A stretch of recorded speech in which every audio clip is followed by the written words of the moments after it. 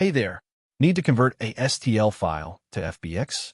I'll show you the fastest way to do it for free right in your browser. Go to Google and type STL to FBX MiConvert. The first link is what you need. Go ahead and click it. Here we are. This is the free STL to FBX converter.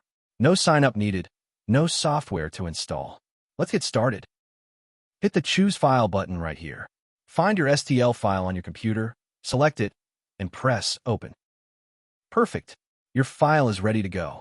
Check the details if you want, then just click Convert Now. Super simple. And it's converting now. See how fast that is. Just a couple of seconds and you're done. Boom. Conversion complete. Hit that download button and your FBX file will be saved instantly. Easy, right? Head over to MiConvert.com anytime you need to convert files. Don't forget to subscribe. See you next time.